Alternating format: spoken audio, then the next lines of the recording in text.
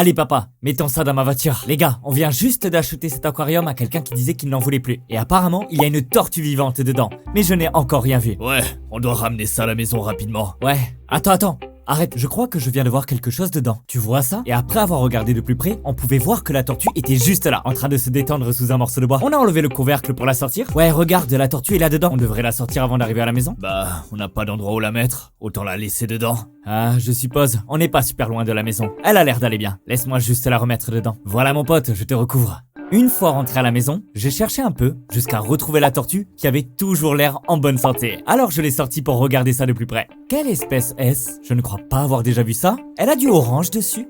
Attends, je vais juste la mettre dans mon aquarium temporaire. J'ai une idée pour savoir de quelle espèce il s'agit. Alors j'ai ouvert une application d'IA sur mon téléphone pour prendre une photo de la tortue et lui demander de quelle espèce elle pensait qu'il s'agissait. Et elle a répondu que c'était une tortue des bois d'Amérique centrale. Et m'a même donné quelques infos dessus. Mais tout en bas, il était écrit qu'elle avait la capacité spéciale de taper sur le sol pour faire remonter les vers à la surface. Attends, c'est trop cool! Je vais 100% tester ça plus tard dans cette vidéo. Et regarde, il est écrit qu'elle a besoin de 50% d'eau et 50% de terre pour son habitat. Donc je suppose que c'est ce que je vais faire de cet aquarium.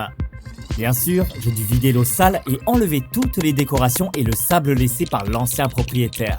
Bon, c'est déjà bien mieux. Pour commencer, je vais mettre ce gros décor en pierre. Vous voyez, l'ancien propriétaire me les a donnés gratuitement en disant qu'ils allaient parfaitement dedans. Et il avait raison, parce que comme tu peux le voir, j'ai pu le placer tout autour du terrarium et il s'adapte parfaitement. Alors je les ai fixés avec de la mousse expansive. Maintenant, toujours avec le thème de la roche, je vais prendre quelques-unes de ces pierres et les poser tout le long de l'enclos. Ce qui va séparer les zones d'eau et de terre. Comme l'eau sera du côté le plus proche de l'avant, on peut mettre de la mousse expansive pour boucher tous les petits trous et espaces entre les pierres. Et avant que ça ne sèche, j'ai couvert ça avec des petites pierres et graviers pour cacher la mousse. Et comme cet aquarium combine eau et terre, la meilleure façon de symboliser ça est de construire une cascade fonctionnelle. Et je vais la réaliser là. Oui, tu as bien entendu. Alors j'ai commencé à empiler des pierres dans ce coin, parce que ça va être la colline d'où la cascade va couler. Tu pourrais penser que faire fonctionner une cascade est compliqué, mais en réalité tout ce qu'il te faut c'est une petite pompe à eau. Alors tu mets simplement la pompe dans le coin arrière et tu remplis l'espace autour du filtre en watts, ce qui va faire que la cascade servira aussi de filtre pour garder l'eau propre. Ensuite j'ai placé un tuyau de la pompe jusqu'au sommet de la colline de façon à ce qu'il dépasse à peine au-dessus des pierres. Tu vois, j'avais déjà essayé de faire une cascade dans une vidéo il y a environ 1 an. Et disons que cela ne s'est pas très bien passé. J'espère que ça n'arrivera pas ici. Bon, j'espère vraiment que j'ai bien installé la pompe. Alors remplissons ça d'eau pour tester la cascade. Donc j'ai fait ça et j'ai branché la pompe et attendu qu'elle démarre. Pourquoi il se passe rien? Ça devrait marcher? Elle est cassée? Oh! Elle a juste marché 1 seconde. Attends, quoi? Ah, ça repart. Ok, donc ça marche. Ça fait monter l'eau du bas vers le haut. Ouais, ça m'éclabousse juste de partout en fait. Donc je dois éteindre ça. Heureusement, j'ai pu changer un réglage sur la pompe pour que ce soit moins fort, ce qui l'a rendue plus douce et a transformé ça en une jolie cascade fluide. Ensuite, j'ai collé quelques cailloux au sommet de la pompe pour la cacher et j'ai vidé l'eau sale. Heureusement que j'ai réussi à faire marcher la cascade. Maintenant, il est temps de finir le sol et les décorations. D'abord, je voulais remplir la partie terrestre avec ces billes d'argile Leka.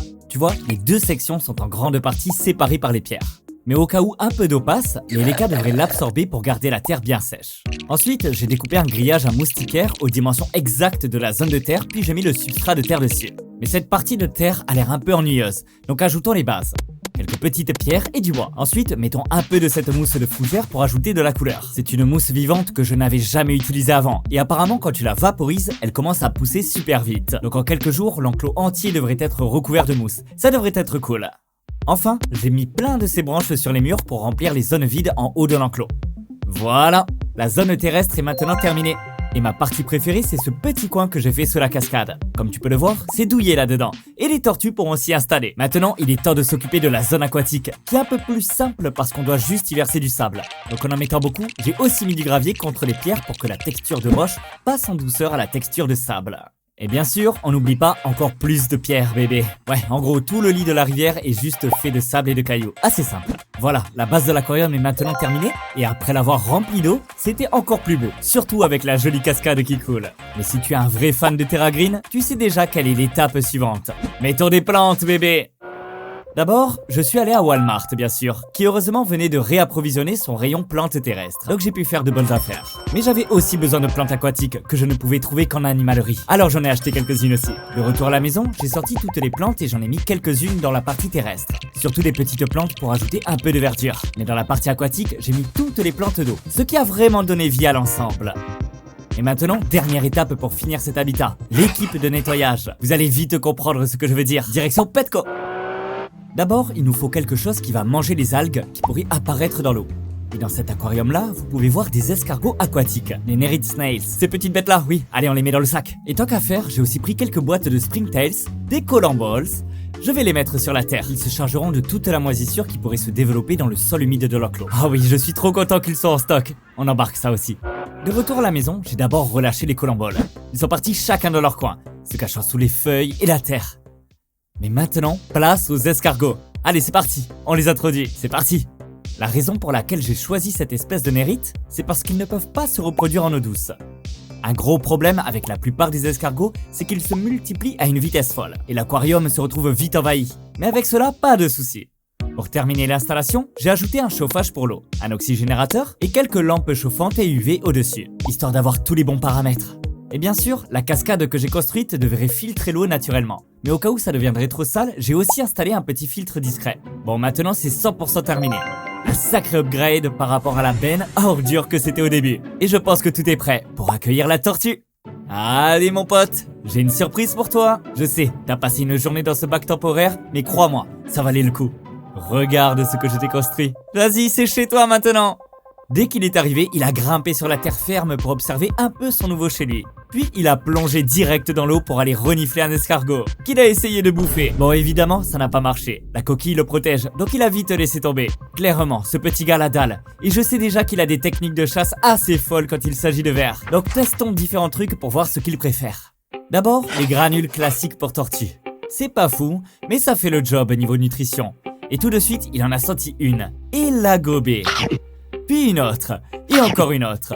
Il adorait ça au point que j'ai essayé de lui lancer directement dans la bouche. Et bon, visiblement, il n'a pas le réflexe super rapide. Ok, il valide les granules. Ensuite, j'ai tenté un petit grillon recouvert de poudre de calcium. Je l'ai posé sur la terre et voilà, il avance. Vous voyez, le calcium, ça rend le grillon plus visible. Mais surtout, ça aide à garder une carapace bien solide. Au début, le grillon se baladait tranquillement sur le sol, alors je l'ai fait tomber dans l'eau. Et bam! Ça a été tellement rapide que j'ai même pas eu le temps de filmer. Il s'est régalé jusqu'aux miettes.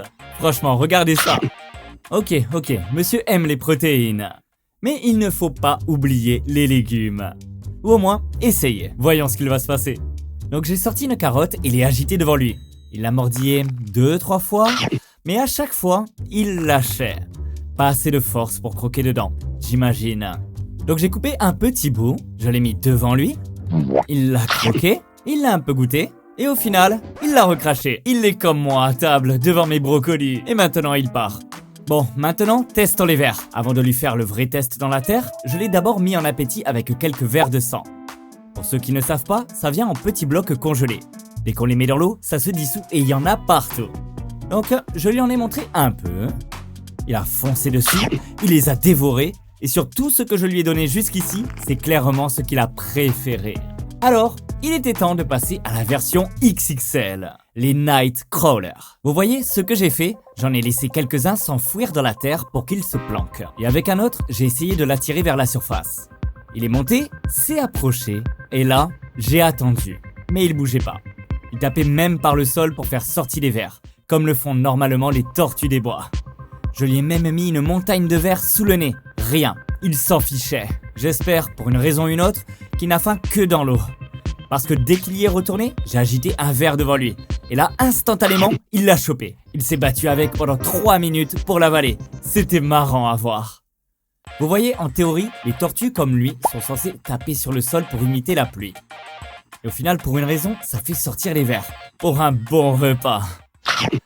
Visiblement, le mien est un peu flemmard. Mais c'est pas grave, il est mignon. C'est qui le bon garçon? Hein? T'as pas peur de moi? Bref, c'était fun de transformer cet habitat, de là où il en était à ce que c'est devenu. Je suis super content du résultat. Et au fait, il y a une semaine, je vous avais demandé quel hoodie vous préfériez. Et vous avez largement voté pour le modèle bleu avec l'axolot. Du coup, il est maintenant dispo dans ma boutique. Je le trouve trop cool. Il y a même une petite sangsues en haut. Un clin d'œil à la vidéo sur les sangsues. Regardez ça, j'adore ça.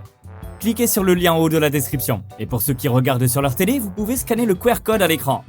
Allez, posez la vidéo et scannez-le. Merci d'avoir regardé, à la prochaine, salut!